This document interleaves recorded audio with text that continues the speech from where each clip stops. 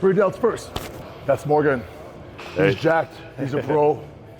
He just competed. He will compete again in the future. Now we're gonna do delts. Yeah. Let's go. If I could take off an inch or two, I would. Well, I don't know. I wouldn't want to take off an inch or two for myself. No. Talking about height or No.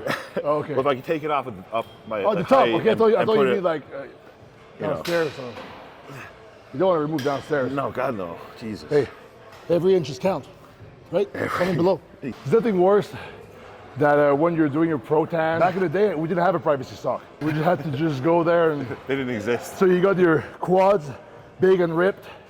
You got the cold room.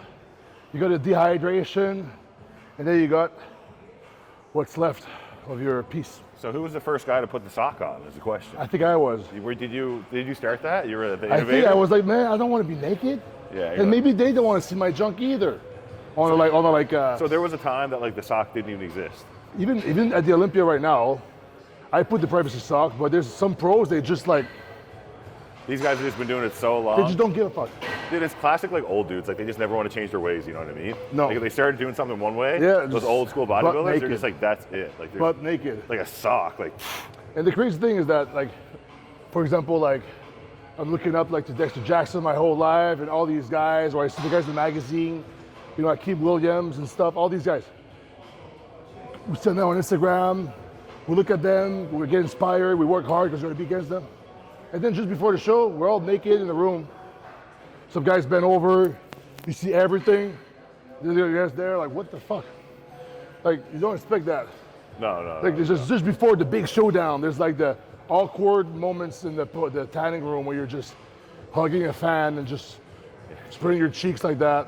Yeah, you got to check your ego at the door at the tanning room. Yeah. Yeah, you really do. Yeah. When you're in the tan, you're going around, and there's one move. She said, "Okay, now tilt the hips back, so you can actually like tan underneath everywhere, do like the bikini pose." It's kind of awkward. You're like that in front of a girl, right? So I go to Chicago. I go in the back. There's this big Jack Dominican guy. I think his name was Domingo. I'm like, oh my god. So he's all right, do the thing. Then I turn around, bend over. I'm like, oh my god. Bent over in front of Domingo was one of the most vulnerable moments of my life.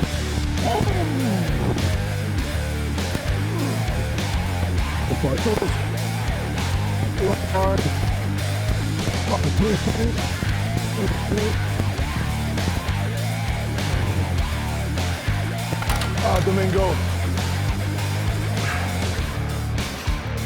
It's all round up. Long arms. Chin back, head back. That's it. That's it. Failure. Yep. Yep. Good.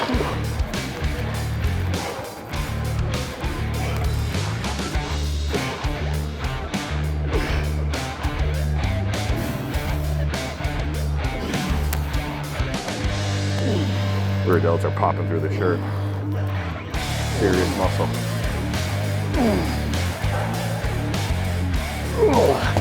Yeah, it's pretty good. Let's keep that. I measured my arms. They were 21 cold 2 days ago. Dude, that's crazy. Because Nick Walker, I made him measure his on the podcast. Oh, yeah. 23 his. Cold. Cold. That's stupid, man. I was like, what the fuck? So I just measured mine with 21 cold. 23-inch bicep is goals. That's goals. I don't Yeah, know if it's in so my this cards, means that it's 0.24 pumped up. Oh, hell yeah. Or maybe more, who knows? Definitely. Yeah, the rear delts is the main part of the shoulder you should develop if you want to have a round shoulder from all angles. People can have a really strong front delt, but then it turns to the side, it goes, slumps down. So it needs to be all even, then rounds up. See? Boom. That's the best.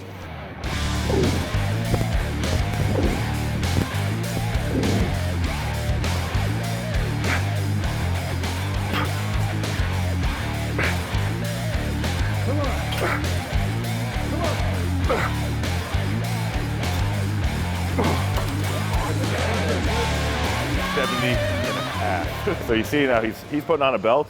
I didn't have a belt, so if he gets more reps than me, it's the belt. Yeah. Yep. Code AV, yeah. This belt does that much. Huh? So that's how much the belt does for you. Yeah. Extra 3 reps.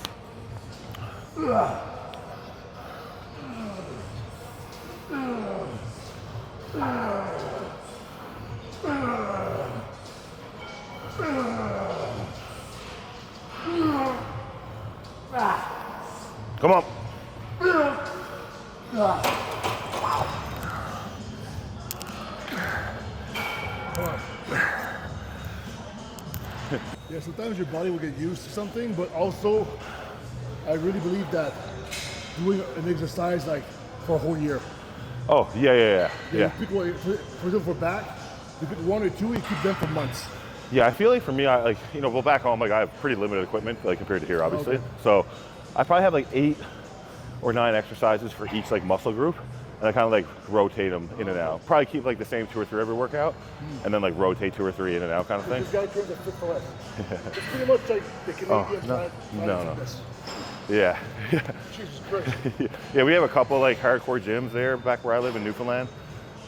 In Shape Fitness is actually another good one. Christian Alexander owns that. He won super heavyweight at nationals back in the day. You know, probably no one knows who I'm talking about, but he has like a private gym that's pretty good because he was a bodybuilder, so there's some good equipment there. There's another hardcore gym called Reps that's pretty good. But yeah, like I train out of Fit for Less because equipment-wise, like for machines, and that's what I like to train on. They have the best stuff, so you gotta make a sacrifice sometimes as a bodybuilder and train at a corporate gym with normal people. Let's go.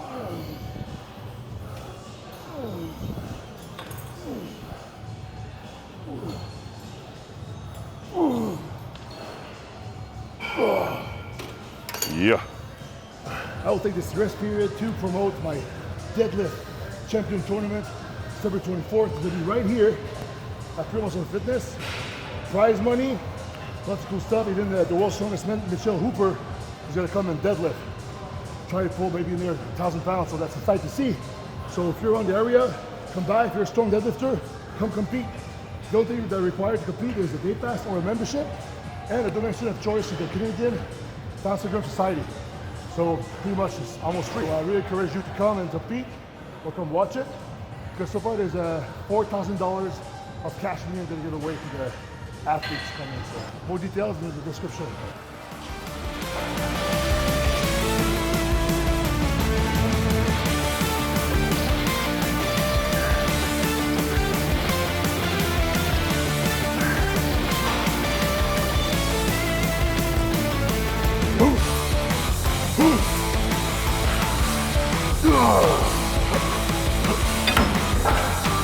Like when I won the pro card, to be honest, I don't think there's something that felt as good as that ever. Yeah.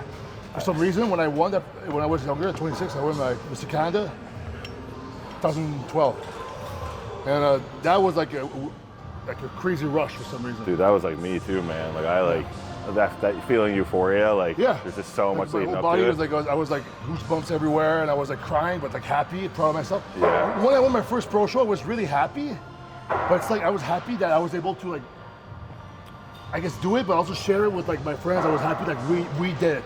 But like back when in 2012, I went to the show by myself. Oh man. John Meadows was texting me from afar, right? And I was there by myself. That's crazy, man. Mike came in like near the end, but I came earlier in the week and do my own stuff myself, and Yeah. it was like different. Solo mission. Yeah. Showed up I one. went there and I rented my first ever rental car. So I didn't want to do it. I rented that, drove around. High stress week, like just trying to do all No, that it wasn't too stuff. bad. I put some. Yeah. It was good. I was zoned in. But that was cool. So when I went to Chicago, I was super happy because it was like I came back from like another tear, right? Oh, dude. And I also came back from another fucking rehab and stuff. So it's like, so it was another comeback. So I was really happy because also my fiance was there. So that was cool too. I think nothing beats the first time. It's because it's like it's all validation for us. I feel like, you know what I Yeah. mean. Like when you turn pro, it's like the ultimate validation of your hard work, because it's like that's the goal, and then you kind of get respect then from the people that like you looked up to, like when you're a pro. And I guess like when you win a pro show, it's like, okay, now not only are you a pro, but like you're a good pro. Like you won a pro show, you're going to the Olympia, like you're top 20 in the world, like for that point in time, basically, right? So I think what it was is that when I started bodybuilding, I didn't even know I could be a pro, or I even didn't think about that. I just think about the next step. So when I got second place at the RO amateur, I got second place in the overall. I was like, shit, maybe I could be a pro. So then when it happened, it's like, it was almost like a surprise that I could do that. But once I was a pro, and once I could get my shit together, I knew I could win a pro show. So I think I could do this actually. And then when I did, it's like, so I was like, yay, but like I kind of knew I could do that. Yeah. But when I won my pro card, that was like, when I was young, I was like, holy shit, I'm part of like the elite. Winning your pro card is so hard too, like especially in Canada, and especially when you did it. Like back then. Back then when he won is one pro card a year. Like, you know, maybe two if they gave away like a second one or one of the Masters. You know, when I got mine, a little easier, but they're still only giving away 3, right? So the same thing. It's just year after year competing with the same guys, and like you're going to like I won my pro card at my 3rd nationals, but I was competing against guys that did it like 8 or 9 times, right? So yeah, it's a tough thing to get. So I think for me too, up until this point, best moment of my life, winning my pro card.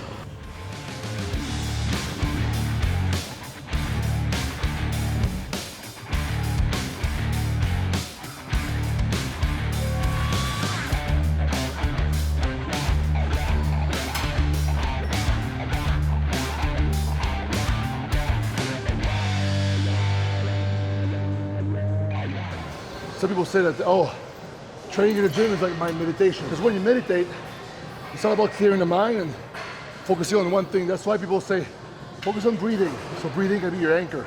So when you get distracted, you go back to focus on your breathing only. Some people, they do the thing on their hands like that because the pressure of their fingers is their anchor. So when they get distracted, they go back to the feeling of the pressure they do.